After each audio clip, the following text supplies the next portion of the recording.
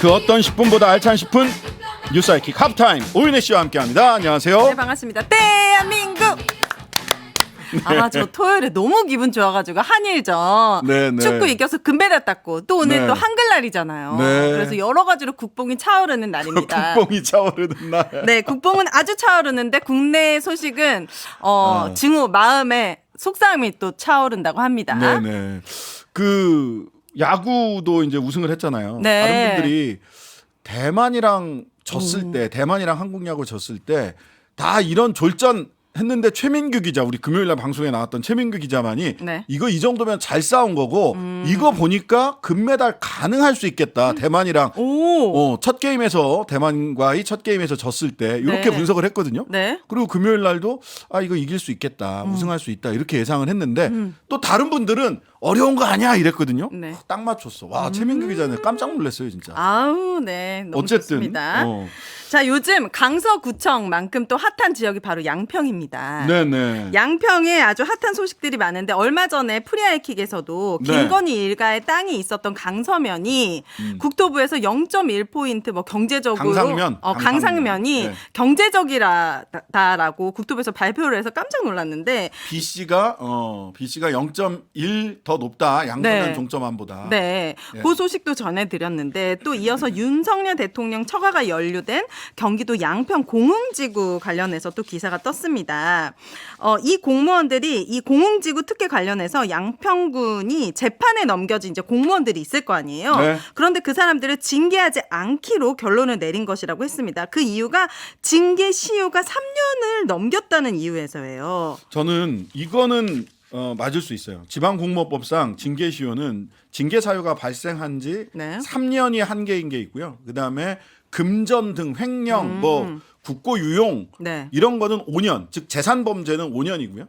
그다음에 성비위 등 이런 건 10년이에요. 네. 예. 10년이기 때문에 징계 시효가 어느 정도 이렇게 넘어갔다라고 네. 볼 수는 있어요. 자, 그렇다면 근데 여기서 저는 중요한 게 뭐라고 보냐면 직위 해제조차 하지 않았어요.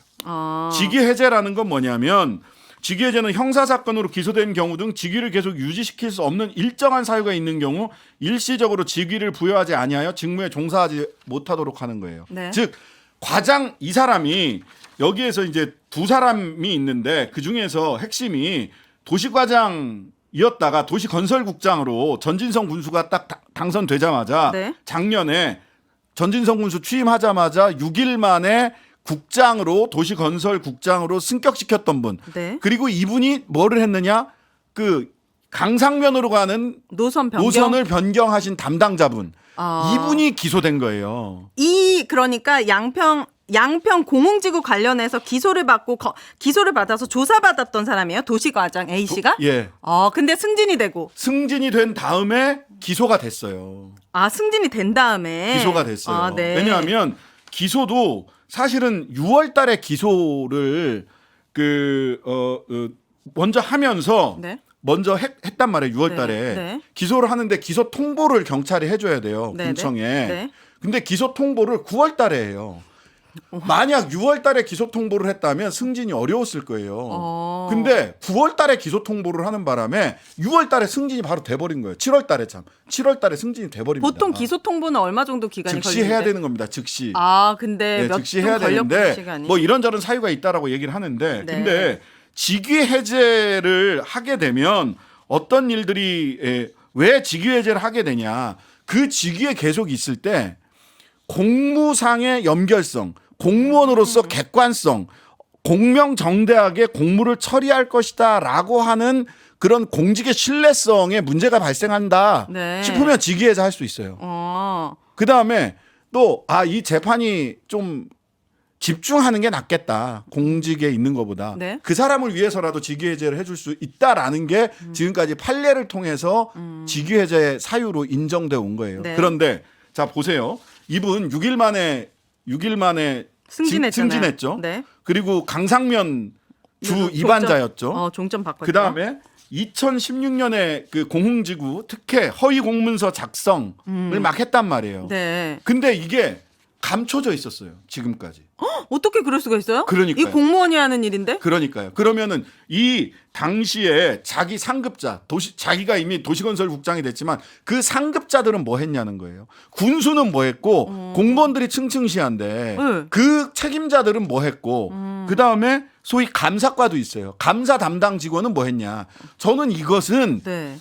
혹시 공범이 더 있는 것 아닌가라고 하는 점에 대해서 대한민국의 정의로운 검찰들이 네. 제대로 수사를 하셔야 된다. 밝혀내야 된다. 이거 완전히 압수수색감 아닙니까? 그 직위해제는커녕 승진이 된 거잖아요. 예. 그런데다 종점 변경 즉, 총괄 업무까지 이런 받고. 이런 분이 그 직책에 도시건설국장으로 계속해서 있는 것이 공무원 양평군청의 도시건설 업무가 네. 공정하게 이루어지고 있다라고 하는 신뢰를 깎아먹고 있는 것 아니냐. 당연하죠. 그렇다면 직위해제 해야 되는 게 아니냐. 근데 직위해제 왜 안 시켰느냐? 네? 기소됐음에도 불구하고 기소되면 직위해제하는 게 굉장히 중요한 네. 루틴 같은 거예요. 네. 근데 왜 기소해제 안 했냐? 그냥 재량권이니까요.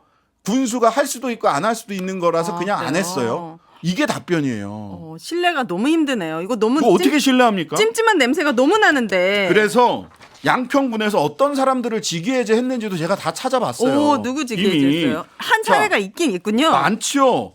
양평군 피과장 폭행 사건 조치 직위해제, 폭행 정도로 직위해제했고요. 네. 양평지방공사 정욱 사장 부실 경영했다고 직위해제. 네. 강남구는요 이런 적도 있어요. 마스크 써달라는 주민에게 약 10분간 욕설을 한 공무원 직위해제. 오. 예, 양평군 5급 이하 공무원 징계 수두룩, 기강회의, 파면 등 37명이나 파면당하거나 직위해제 당했다라는 네. 기사가 양평군 직위해제, 양평 공무원 직위해제 치면요 사유네. 굉장히 많아요. 그런데 그런데 이거는 완전 더 중대한 사안 아니에요? 더 중대한 사유죠. 왜 직위해제 안 시켜요? 징계 시효가 지났다고 하더라도 직위해제 시킬 수 있죠. 정의로운 검사들은 왜 이런 사안이 왜 지금까지 묻혀 있었는지, 왜 감춰졌는지 왜 수사 안 하세요? 이거 윤석열 대통령한테 걸리면 안 되죠. 이거 제일 큰일 싫어하는 납니다. 이권 카르텔 아닙니까? 그렇습니다. 그렇기 때문에 절대 걸리면 안 될 것이다. 절대 걸리지 마세요. 네, 부탁드립니다. 그리고 또 하나 얘기하고 싶은 것이 김건희 여사 일가 땅이 양평에 있었는데 김건희 여사와 또 관련된 석사 논문이 네네. 표절 심사를 진행하고 있는 숙명여대가 다른 데 통상 5개월이 걸리지 않는데 무려 4배가 지나도록 아직까지도 결론을 못 내리고 있어요. 그래서 내일 심지어 국정감사를 하는데 여기도 코미디입니다. 관련 네네. 증인들이 줄줄이 불참석이야. 장용금 숙명여대 총장은 지금 11일부터 4일간 출장이고 김지용 이 이사장님은 지난번에는 해외 출장 일정을 사비로 43일이란 연장하면서까지 국정감사에 불참했는데 이번에도 7일부터 27일까지 또 미국, 캐나다 출장을 가셨어요. 공교롭게. 예, 김지용 국민대입니다, 이분은. 국민학원 이사장이시죠. 네. 김지용 이사장님은 작년에도 출장을 가셨어요. 43일이나 사비로 연장할. 출장을 연장을 했는데 43일을 사비로 연장을 하셨어요. 아니 이래가지고 정말 대단하지 않으십니까? 국정감사 제대로 이루어지겠습니까? 이거는 사실은 그 사유서, 불출석 사유서 뭐 이런 거 쭉쭉쭉 있는데 네. 정당한 이유 없이 출석하지 아니하면 네. 여기는 고발을 할 수가 있어요. 당연하죠. 중간에 나가도 그거 법칙했다면서요. 그럼 이거 나오지 않아도 또는 거짓이나 자료 제출 안 해도 이렇게 좀 벌칙을 줄 수 있었으면 좋겠어요. 이 정당한 이유 없이라고 하는데 정당한 이유 없이를 누가 해석을 하느냐? 그 교육문화위원회, 교육위원회 국회의원들이 이건 정당한 이유 없이 나오지 않았다라고 해석을 하면 고소고발을 할 수 있어요. 예. 그런데 정당한 이유냐에 대해서 그런데 그 위원회 차원에서 교육위원회 차원에서 그렇게 해석을 할 거냐? 국민의힘 의원들은 제가 100% 이야기를 하는데 100% 예언을 하는데 정당한 이유로 출석하지 않았을 거다라고 얘기를 할 겁니다.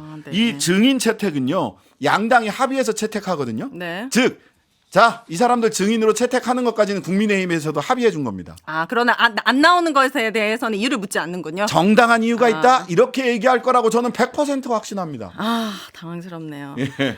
왜 이래야 됩니까? 정당한 이유 이게 불렀으면 이 정도 되면 여당은 조용하더라도 우리 국민들은 끝까지 물어야 됩니다. 야당도 끝까지 물어야 된다고 생각합니다. 네네. 또 하나 제가 이제 검색창에 수산물을 너무 좋아하기 때문에 그렇죠. 국내 방사능 정보 이렇게 입력하잖아요. 그러면 해양수산부에서 제공하는 자료들이 뜹니다. 근데 예전부터 이게 이상했어요. 수산물 방사능 하면은 1일 현황이 전체 56건이 뜨는데 부적합이 빵건이고 누적 8,125건이 있는데 부적합이 빵건이에요. 그래서 어떻게 부적합이 빵건이나 나오지? 이런 통계가 있어서 이 자료 때문에 항상 의문점이 있었는데 어제 나온 파이낸셜 뉴스를 통해서 약간은 조금 의문점이 해소가 됐습니다. 어떻습니까? 쉽게 얘기하면 해수부가 운영 중인 수산물 방사능 검사 장비는 네. 모두 요오드 및 세슘을 검출하는 감마 핵종 분석기예요. 그러니까 쉽게 일반 국민들이 우려하는 방사능 물질인 플루토늄 그리고 삼중수소 스트론튬 같은 스트론튬. 베타 핵종 검사 장비가 단 한 대도 없는 거예요. 그러니까 만약에 지금 여기 8,125건에는 요오드나 세슘은 없을 수 있으나 플루토늄, 삼중수소, 스트론튬은 있을 수도 있는 거 없을 수도 있는 거예요. 검사 장비가 없어요. 더군다나 해수부는 내년에도 수산물 관련해서 알파 핵종 검사 장비를 도입할 계획이 없다고 했어요. 지금 안전하다고 홍보하는데 10억을 쓸 때가 아닙니다. 네, 장비 장비부터 좀 사세요. 삽시다. 네. 제발. 자, 오늘의 죄송합니다. 하프타임은 여기까지. 감사합니다. 감사합니다.